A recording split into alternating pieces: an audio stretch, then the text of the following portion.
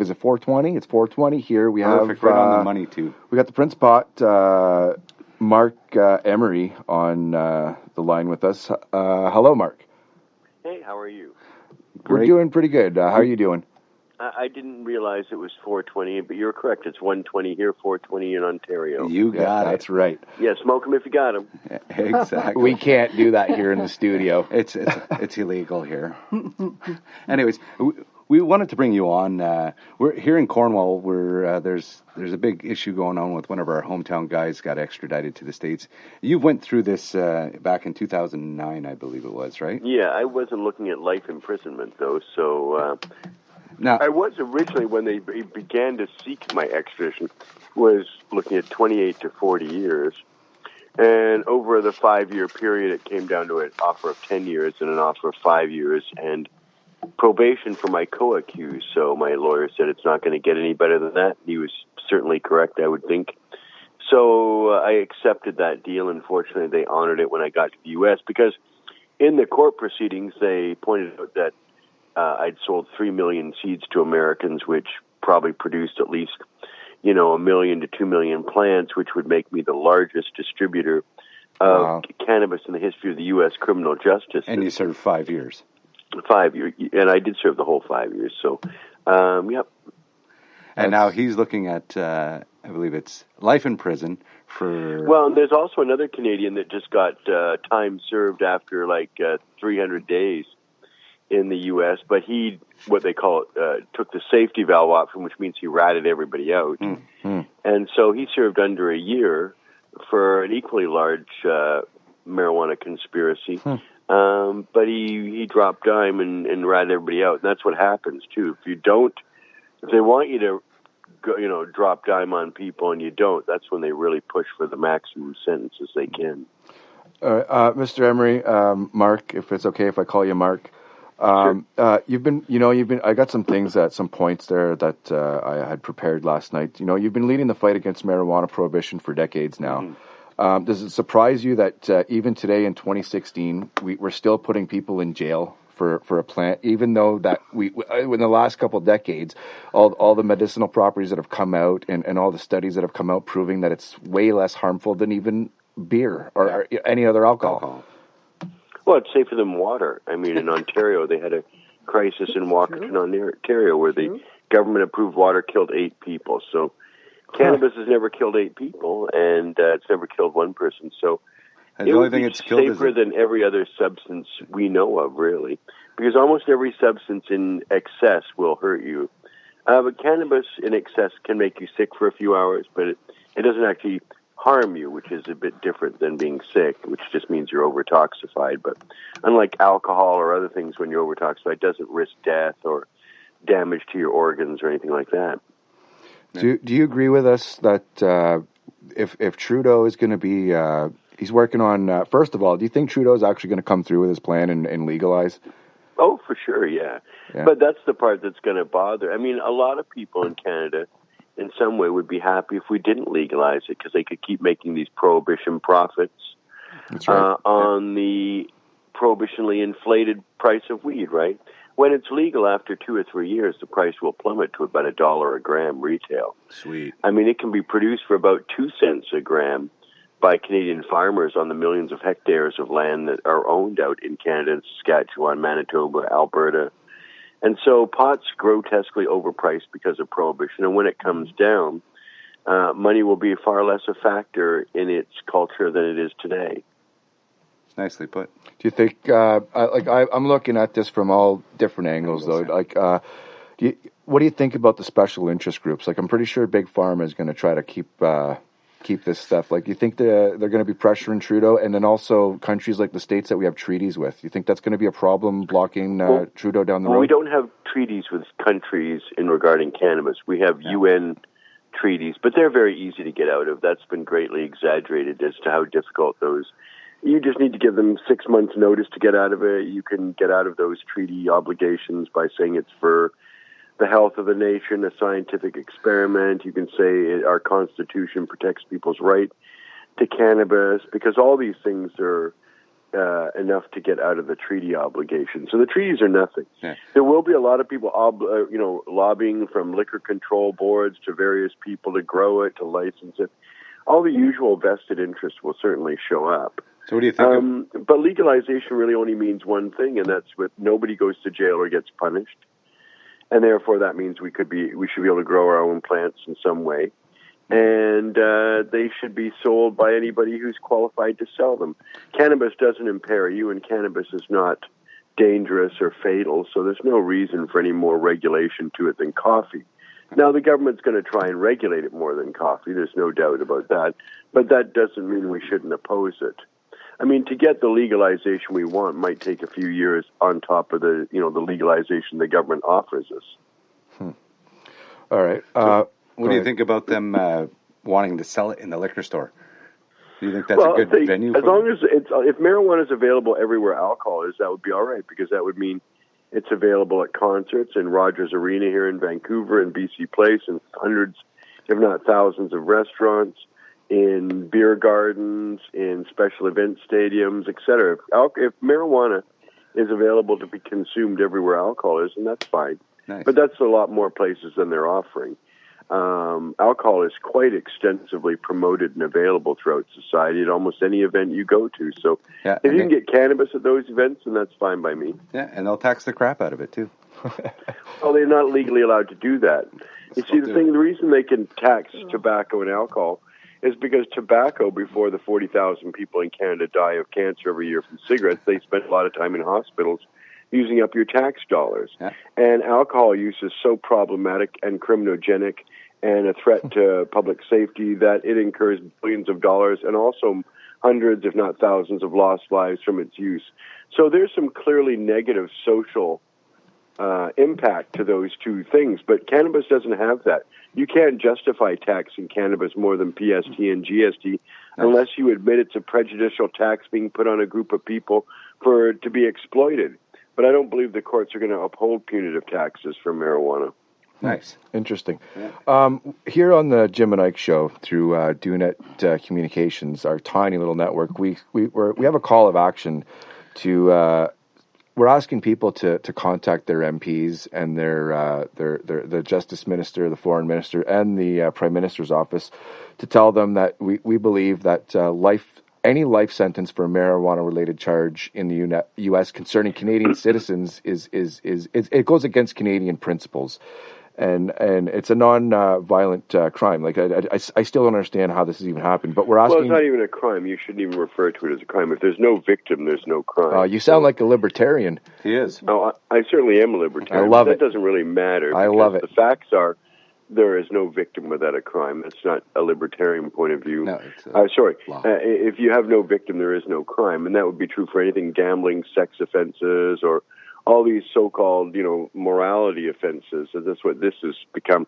But the thing is, there's nothing you're going to be able to do for that guy for a while. He's going to be in the United States, and he's appealing. That's a big problem. If you're appealing, you can't start putting in your treaty transfer applications to come back into Canada. Because the Liberals are in government, every Canadian prisoner that applies for a transfer will get approved by the Canadian government. Unlike, say, when I was there, the Conservative government never acted on my transfer and just let it sit there on their desk for a year until it became invalid. And I just served my full sentence out in the U.S. But this person can probably get transferred after about 5 to 7 years, I think. There is a problem, though. You don't get a transfer until you pay all your fines. He's been given, a $45 million fine or something? No fine. We're going to skip. We've got a commercial break coming up, but we're going to skip it because we can. Well, can you tell me, does he have a fine levied against him? No fine. Oh, really? Yeah. Oh, then he's golden. You'll be able to get a treaty transfer in about 5 to 7 years. So, and then when you come back, the Canadians will prorate the sentence to probably 20 years. But the good thing about the Canadian system is that you'll serve less time. So if it's possible by being transferred back to Canada, he should be out in about 6 to 9 years. So that's interesting. That's good. And also, we'll have moved forward on this issue by then, too. And in about 6 to 9 years, they'll start issuing pardons and clemencies to anybody in the United States prison system with pot. So even at life, it sounds bad as life, but it's not going to be life because he's going to be eligible for a treaty transfer. Within 6 to 7 years. And then hopefully the United States situation on the ground will change and they'll get people out of there. But clearly he probably will get that lowered on appeal too. Interesting. The other part of our call to action was that we want a moratorium on any Canadian citizens being extradited to the U.S. for marijuana-related charges. Well, they're not going to do that. That's a good idea. In fact, I don't believe any Canadian should be extradited for anything.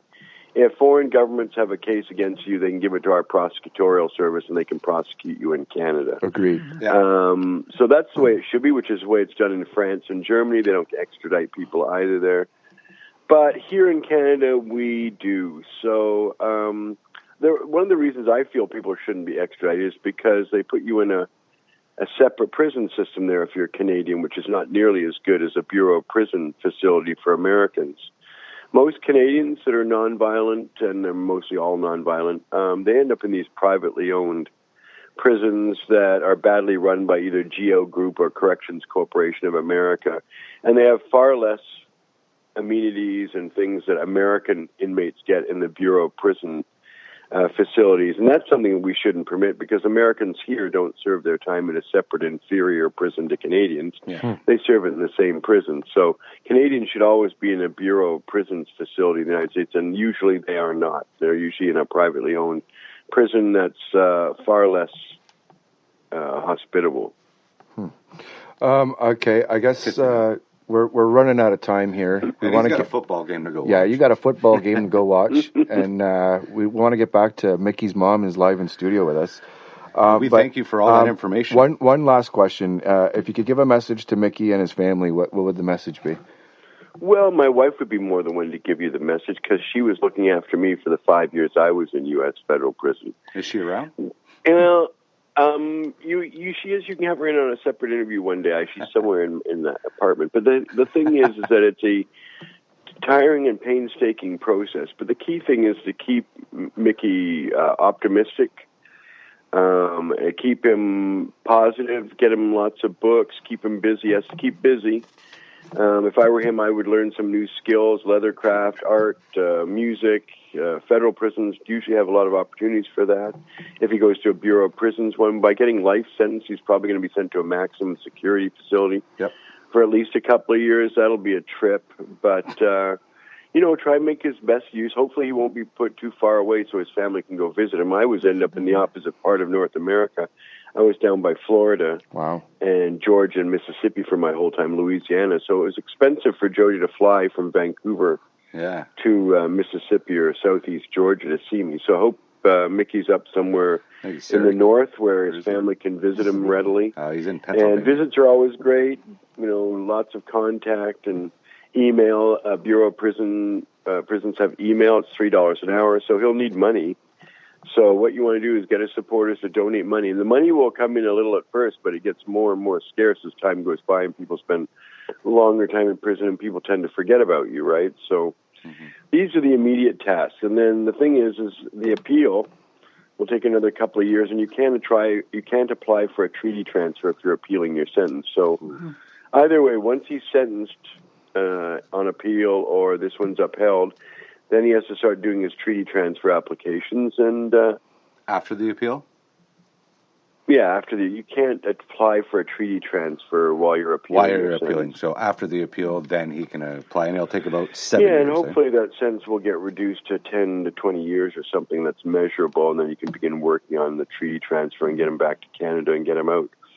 Again, time is a little bit on his side because the landscape will change over the next 5 to 10 years, but we don't know that for certain. So in the meantime, the job is to keep his morale up, keep him being flooded with good wishes and books and things to keep him busy. And, any prisoner wants to be with their family, and most people's family want to have that prisoner back with them. So it's an adjustment time. It's a period of being brave and stoic and hanging on and what have you, and hoping that the movement can make pot legal in Canada so he can be transferred back here and released. I'm so glad that we got a hold of you because you're like an encyclopedia of marijuana information, and you've been through the process. So I think if anything, you've helped the Woods family out tremendously. To be optimistic. There's going to be a lot more optimism going forward. I think just hearing your comments and all this. We appreciate you taking the time out of your busy schedule to humor our tiny little network. Well, I don't mind talking about that. It's a unique situation for a Canadian ending up in a U.S. prison, both for his family and for the Canadians. So, nice. Has he been assigned yet to a federal facility? In Pennsylvania. In Pennsylvania. I guess the one in Pennsylvania. So what's the name of that facility? We don't know She's yet. Not sure. Oh, so he hasn't been sent to one. No, he's still moving around. He's moving around, right now. But they're the way what we understand is they're going to settle him. What do you mean moving him around? Where is he? What do you mean they're moving around? What's that mean? They're moving him from jail to jail until they can get him down in Pennsylvania. But he's been sentenced, right? Yes, he has. Yeah, and he's appealing. And when was he sentenced? Last week. Last Thursday. You wouldn't get sent to your prison of designation for another 6 to 8 weeks yet. Okay. Yeah. So where are they moving him to right now? I'm not sure where he's going right now. I know they've moved him, but I'm not sure where it's to. He's going to end up in Pennsylvania. Once from the place he was at? Pardon me? Well, what prison was he stationed at while he was waiting trial? Down near Syracuse, New York.